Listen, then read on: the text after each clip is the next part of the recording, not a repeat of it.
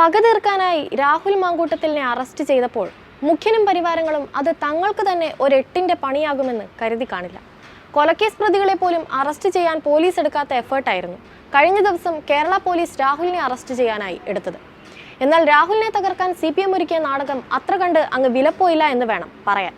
കാരണം ഈ ഒരു അറസ്റ്റോടെ ഇടത് സർക്കാർ പോലും പ്രതീക്ഷിക്കാത്ത തരത്തിലുള്ള ജനപിന്തുണയാണ് രാഹുൽ മാങ്കൂട്ടത്തിലിന് കിട്ടിയിരിക്കുന്നത്. ഈ അറസ്റ്റിനെ ഒരു രാഷ്ട്രീയ ആയുധമാക്കാൻ തന്നെയാണ് കോൺഗ്രസിന്റെയും തീരുമാനം. സംഭവത്തിൽ പ്രതിഷേധിച്ച് യൂത്ത് കോൺഗ്രസ് സമരജ്വാല എന്ന പേരിൽ പ്രതിഷേധം സംഘടിപ്പിക്കുമെന്ന് സംസ്ഥാന വൈസ് പ്രസിഡന്റ് അബിൻ വർക്കി അറിയിച്ചു. ബുധനാഴ്ച രാവിലെ 11 മണിക്ക് തിരുവനന്തപുരം ജില്ലാ കമ്മിറ്റിയുടെ നേതൃത്വത്തിൽ സെക്രട്ടേറിയറ്റ് മാർച്ചും വൈകിട്ട് 6 മണിക്ക് സംസ്ഥാനത്തുടനീളമുള്ള പോലീസ് സ്റ്റേഷനുകളിലേക്കും മണ്ഡലം ആസ്ഥാനങ്ങളിലേക്കും യൂത്ത് കോൺഗ്രസ് കമ്മിറ്റിയുടെ നേതൃത്വത്തിൽ സംഘടിപ്പിക്കും. വരും ദിവസങ്ങളിൽ സംസ്ഥാന വ്യാപകമായ ശക്തമായ സമരത്തിനും യൂത്ത് കോൺഗ്രസ് രൂപം നൽകിയിട്ടുണ്ട്. കഴിഞ്ഞ മാസം 20-ന് നടന്ന യൂത്ത് കോൺഗ്രസ് സെക്രട്ടേറിയറ്റ് മാർച്ചിലെ സംഘർഷത്തിലെ കേസിൽ 4ാം പ്രതിയാണ് രാഹുൽ. എന്നാൽ നിയമം കയ്യിലെടുത്ത് കോൺഗ്രസുകാരെ തല്ലിച്ചതച്ച ഒരു പറ്റം കമ്മികളും മുഖ്യന്റെ ഗൺമാനും അടക്കം പുറത്ത് വിലസുമ്പോഴാണ് രാഹുലിനെ മാത്രം പോലീസ് അറസ്റ്റ് ചെയ്തതെന്ന് ഓർക്കണം.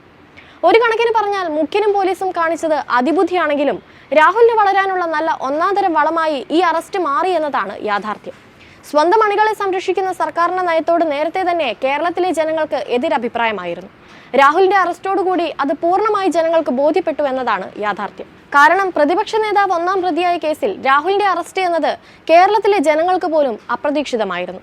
ഡിസംബറിൽ യൂത്ത് കോൺഗ്രസ് നടത്തിയ സെക്രട്ടേറിയറ്റ് മാർച്ചിനെതിരെ പോലീസ് എടുത്ത കേസിൽ പ്രതിപക്ഷ നേതാവ് VD സതീശൻ 1ാം പ്രതിയാണ്. ജാമ്യമില്ലാ വകുപ്പുകൾ പ്രകാരമാണ് VD സതീശൻ ഉൾപ്പെടെയുള്ളവർക്കെതിരെ കന്റോൺമെന്റ് പോലീസ് കേസെടുത്തിരിക്കുന്നത്. VD സതീശൻ, ഷാഫി പറമ്പിൽ, രാഹുൽ മാങ്കൂട്ടത്തിൽ ഉൾപ്പെടെ തിരിച്ചറിഞ്ഞ 30 പേരുടെ പേരുകളാണ് FIR-ലുള്ളത്. 1ാം പ്രതിയായ VD സതീശനെ അറസ്റ്റ് ചെയ്യാതെ എന്തുകൊണ്ടാകും രാഹുലിനെ ഉന്നം വെച്ച് പോലീസ് നീങ്ങിയത് എന്നത് തന്നെ സംശയമുണ്ടാക്കുന്ന നീക്കമാണ്. അതുകൊണ്ട് തന്നെ എന്തുകൊണ്ടാണ് രാഹുലിനെ സർക്കാർ ഭയക്കുന്നതെന്ന ചോദ്യവും പ്രസക്തമാണ്.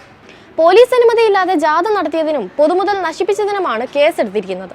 സംഘം ചേർന്ന ആക്രമണം, പൊതുമുതൽ നശിപ്പിക്കൽ, കൃത്യനിർവഹണം തടസ്സപ്പെടുത്തൽ, ഉദ്യോഗസ്ഥരെ ആക്രമിക്കൽ തുടങ്ങിയ കുറ്റങ്ങളാണ് ചുമത്തിയത്.